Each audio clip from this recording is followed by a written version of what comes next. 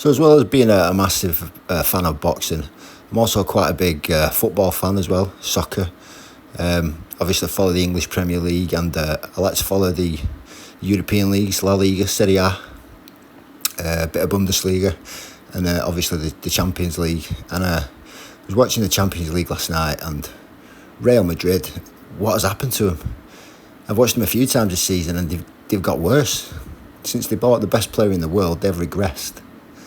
To be honest, they should never have bought Mbappe. I mean, you've already got the best left-sided attacking player in the world in Vinicius, so why would you buy Mbappe? And they did this in the when they were buying all the Galacticos in the early part of the century, the noughties. And after, I know they won the 2002 Champions League when Zidane scored that great goal, but they never won it for 12 years after that. And it just shows, it's not the big superstars that teams need. If Real Madrid would have signed Rodri, I think they'd be unbeatable. Because it's players like Rodri who are the most important players, in my opinion, in a football team. I mean, every great team has had a Rodri. You look at the great Barcelona team that had Sergio Busquets, the great Real Madrid teams from the past, like Claude Makélélé. These unsung heroes are the real drivers of the success, and they don't get enough credit. And it's like the same thing can be said for training.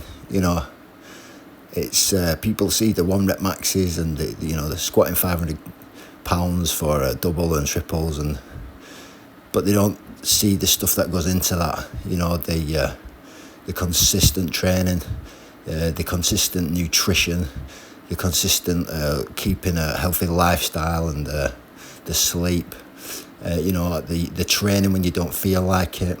The mental side when you're having a bad day, to not give up. When you've got a little tweak or injury, you just keep ploughing through these kind of things.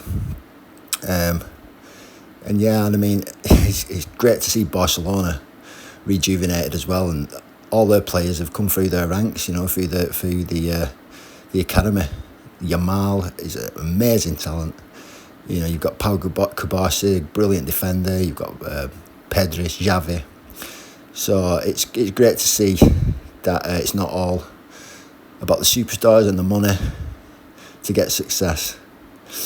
I mean, it's great to see. Great to see.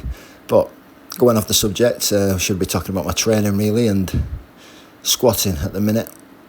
Not enjoying it. Not really enjoying it. Going through the motions. Earlier on this year, I was really going after it. I was squatting 4 or 5 times a week, 85% plus nearly every session. And now I just feel like it's a chore. When it's the day I've come to squat, I'm really not up for it. I think the strength is still there. I still managed a decent single at 180, double at 170, a few triples at 160. And I can still manage those, but it's just it's an effort and it's a grind, and I suppose it should be when you're squatting heavy. But squatting is one of those movements where it's all about how much do you want it.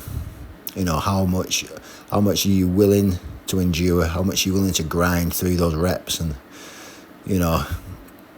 it's all about that for me.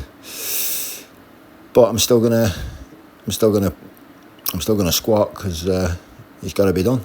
The squat will drive my deadlift. If I stop squatting and my leg strength goes down, it's going to affect my deadlift.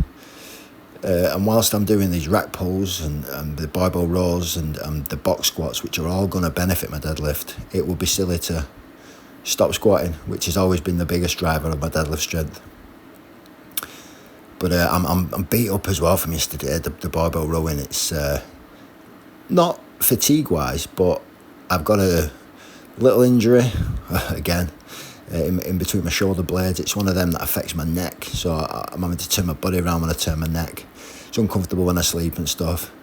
I don't have moan a lot on these videos about injuries and stuff, but it's quite annoying, and it was affecting my overhead press a bit.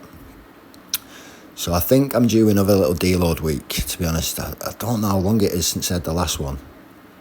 Might be 6-7 weeks, maybe longer. But it really did me good. Towards the end of that week, I was itching to do some proper training. But it served me well. And and I think I might do a little deload next week. See how I feel. But that was it for today.